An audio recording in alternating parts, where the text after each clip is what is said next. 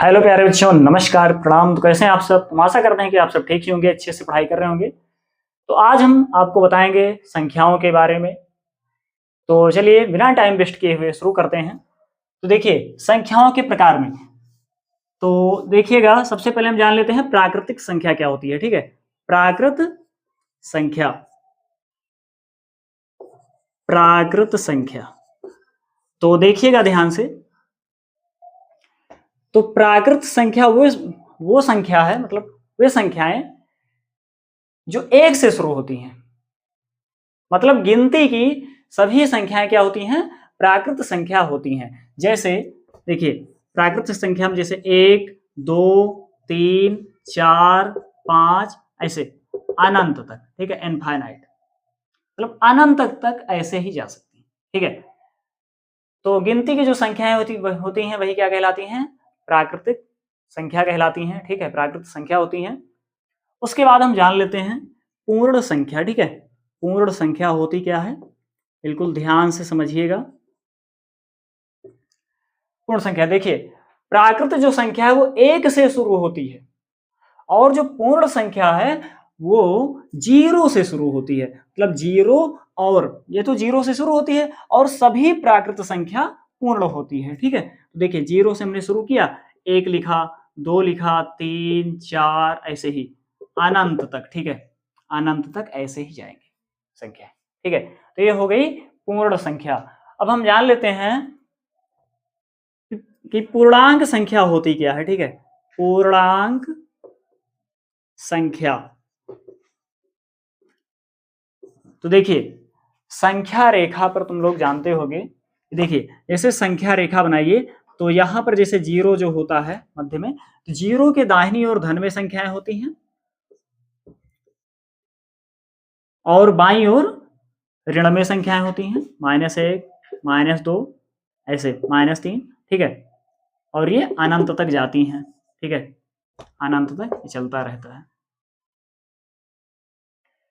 तो पूर्णांक संख्या देखिए, इसमें जीरो कि उधर धनात्मक संख्या ये भी पूर्णांक है, और जीरो के इस तरफ जो ऋणात्मक संख्या है ये भी पूर्णांक संख्या है, और साथ में जो जीरो है ये स्वयं भी एक पूर्णांक ही है। ठीक है, तो देखिए जो इधर धन में जो संख्या है वो कौन से पूर्णांक है? तो ये धनात्मक पूर्णांक हो जाएंगे। ठीक है, जो जीरो के इधर है दाहिनी तरफ ये सब धनात्मक पूर्णांक हैं, और जीरो के जो इधर बाईं तरफ हैं वो सब ऋणात्मक पूर्णांक हैं। ठीक है, तो जीरो भी तो पूर्णांक है, तो जीरो कैसा पूर्णांक है? तो देखिए जीरो ना तो धनात्मक है और ना ही ऋणात्मक है, तो ये कैसा पूर्णांक है? ये उदासीन है। ठीक है, जो जीरो है वो उदासीन पूर्णांक होगा। समझ में आई बात? तो देखिए सभी प्राकृतिक संख्याएं पूर्णांक संख्या होती है। अगर आपसे पूछे कि क्या सभी प्राकृत संख्याएं पूर्णांक संख्याएं होती हैं, तो हाँ पूर्णांक होती हैं, क्योंकि देखो प्राकृत एक से शुरू होती है, 1, 2, 3, 4, 5, 6 अनंत तक जाती हैं, और पूर्णांक में देखो धन में भी होती है संख्याएं और ऋण में भी होती है। तो धन में देखो 1, 2, 3, 4, 5 अनंत तक ना, तो सभी प्राकृत संख्या पूर्णांक संख्या होती है। ठीक है, कोई दिक्कत? तो चलिए आगे देखते हैं। अब ये देखिए ये जो पूर्ण संख्या है, अगर कहे कि क्या सभी पूर्ण संख्या पूर्णांक होती हैं? जी हाँ, सभी पूर्ण संख्या भी पूर्णांक होती है, क्योंकि देखो पूर्णांक जीरो से शुरू होती है, 1, 2, 3, 4 ऐसे ही अनंत तक जाती है, और यहाँ भी देखो जीरो से ये 0, 1, 2, 3, 4, 5 अनंत तक प्लस में ना, तो सभी पूर्ण संख्या भी पूर्णांक होती है। अगर पूछे कि क्या सभी पूर्णांक संख्याएं पूर्ण संख्या होती हैं, ऐसा बिल्कुल नहीं, क्योंकि पूर्णांक में माइनस में भी संख्याएं आती हैं और प्लस में भी, लेकिन पूर्ण में माइनस में संख्याएं नहीं आती हैं, केवल प्लस में ही संख्याएं आती हैं। ये बात याद रखना। ठीक है, तो आगे चलते हैं, जान लेते हैं सम संख्या होती क्या है। ठीक है, सम संख्या। तो देखिए सम संख्या ऐसी संख्या जो 2 से पूरा पूरा विभाजित हो जाए, सम संख्या कहलाती है। ठीक है, ऐसी संख्या जो 2 से पूरा पूरा विभाजित हो, सम संख्या कहलाती है। जैसे 2, देखिए जो 2 है वो 2 से पूरा पूरा कट रहा है ना, विभाजित हो रहा है ना, 2 एकम 2, तो 2 भी क्या है? एक सम संख्या है। इसी प्रकार 4, 6, 8, 10, 12 ऐसे ही अनंत तक। ठीक है, तो ऐसी संख्या जो 2 से पूरा पूरा विभाजित हो जाए, पूरा पूरा कट जाए, वो संख्या क्या होती है? सम संख्या होती है।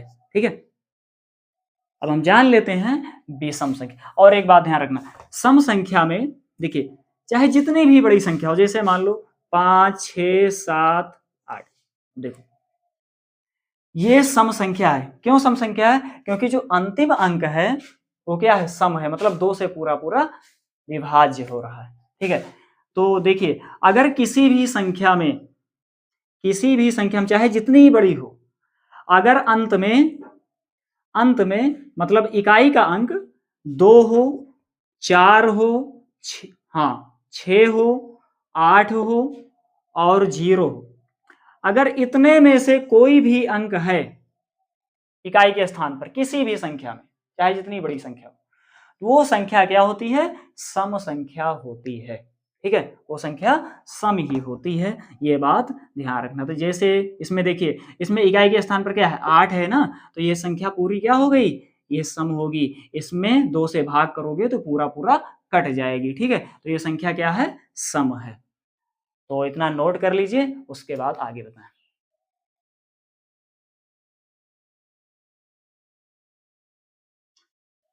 चलिए अब आगे जान लेते हैं विषम संख्या होती क्या है। तो देखिएगा ध्यान से,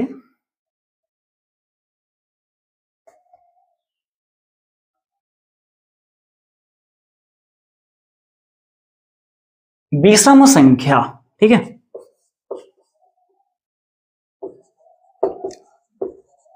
देखिए सम में होता था कि ऐसी संख्या जो 2 से पूरा पूरा विभाजित हो जाए सम कहलाती थी, लेकिन विषम में ऐसा बिल्कुल नहीं। देखिए विषम में ऐसी संख्या जो 2 से पूरा पूरा विभाजित ना हो वो क्या कहलाती है? विषम संख्या कहलाती हैं। जैसे एक क्या है? विषम है, क्योंकि 2 से पूरा पूरा विभाजित नहीं हो रही है।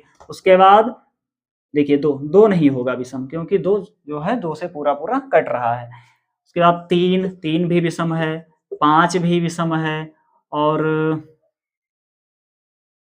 7 भी विषम है, 9 भी विषम है ना। ऐसे ही अनंत तक विषम संख्याएं अनंत तक ऐसे ही होती हैं। ठीक है, तो ये हो गई विषम संख्या। अब जान लेते हैं भाज्य संख्या होती क्या है। ठीक है, भाज्य संख्या, तो देखो भाज्य संख्या, देखो ऐसी संख्या जो किसी अन्य संख्या से पूर्णतः विभाजित हो जाए। ठीक है, वो क्या कह होती है? वो भाज्य संख्या होती है। किसी भी अन्य संख्या से पूर्णतः अगर विभाजित हो रही है संख्या, तो संख्या भाज्य ही होगी। ठीक है, स्वयं से तो होगी ही, साथ ही अन्य से भी कटेगी। ठीक है, तो देखिए जैसे यहां पर देखिए, जैसे 4, देखिए 4, देखिए 2 से कट रहा है, 2 दूना 4, 4 से भी कटेगा और 1 से भी कटेगा। और एक बात इसमें और ध्यान रखना, जो भाज्य संख्याएं होती हैं उसमें 2 से अधिक फैक्टर होते हैं। ठीक है, भाज्य संख्याओं में 2 से अधिक फैक्टर होते हैं। जैसे 4 है, 4 देखिए 2 से भी कटेगा और 1 से भी कटेगा और 4 स्वयं 4 से भी कटेगा। ठीक है, तो इसके जो फैक्टर हैं वो 2 से अधिक हैं, तो ये कैसी संख्या है? भाज्य संख्या है। ठीक है, उसके बाद 4 हो गया और 6 हो गया, 8 हो गया, 9 हो गया, 10 हो गया, 12 हो गया, डॉट डॉट ऐसे ही अनंत। ठीक है, तो ये सब भाज्य संख्याएं हैं। ठीक है, ये बात ध्यान रखना। उसके बाद अब बात कर लेते हैं अभाज्य संख्या की। देखिए अभाज्य संख्या क्या होती है, समझ लीजिएगा। ऐसी संख्या जो किसी अन्य संख्या से पूर्णतया ना कटे, मतलब ये ऐसी संख्या है जो किसी अन्य संख्या से पूरा पूरा विभाजित नहीं होती, अभाज्य संख्या कहलाती है। और एक बात इसमें याद रखना, देखिए ये जो संख्या है स्वयं से कटती है और एक से कटती है, स्वयं से कटती है और एक से कटती है, मतलब इस संख्या के केवल 2 ही फैक्टर हो सकते हैं, 2 के अलावा अन्य कोई भी नहीं होगा। ठीक है, तो इस संख्या के केवल 2 ही गुणनखंड होंगे। तो देखिए जैसे 2 2 क्या है, 2 अभाज्य संख्या है। देखिए क्योंकि 2 स्वयं से ही कटेगा, 2 किसी अन्य से तो कटेगा नहीं, 2 स्वयं से कटेगा और 1 से भी कटेगा। देखिए इसके 2 फैक्टर हैं, ये क्या है, अभाज्य संख्या है। उसके बाद 3 3 भी अभाज्य है क्योंकि 3 स्वयं से कटेगा और 1 से कटेगा, इसके अलावा किसी अन्य संख्या से नहीं कटेगा। ठीक है, उसके बाद 5 हो गया, 7 हो गया, 9, हाँ 8 9 ये नहीं होगा क्योंकि 8 दूसरे से कट रहा है, 9 भी दूसरे से कट रहा है, ये नहीं होगा।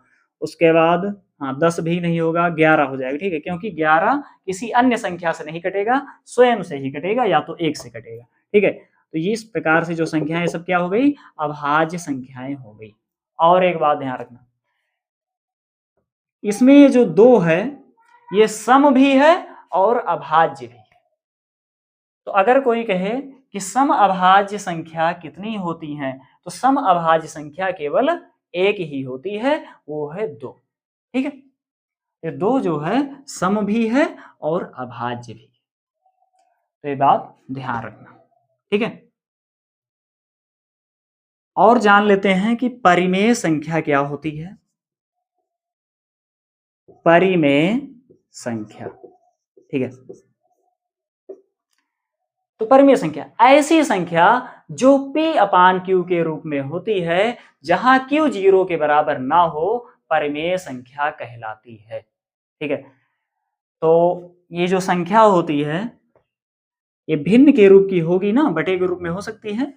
जैसे मान लो हमने लिख दिया ये 1/2। ठीक है, अब 1/2 क्या है, परिमेय संख्या है। इसमें देखिए जो हर है इसका, जो Q, ये देखिए P/Q के रूप का है ना, P/Q के रूप का है, जहां Q 0 के बराबर नहीं है, तो ये सब क्या है, परिमेय संख्या है। तो इसी प्रकार हाँ 1/2 क्या है, परिमेय संख्या। इसी प्रकार से अनंत संख्याएं हो सकती हैं परिमेय में भी। ठीक है,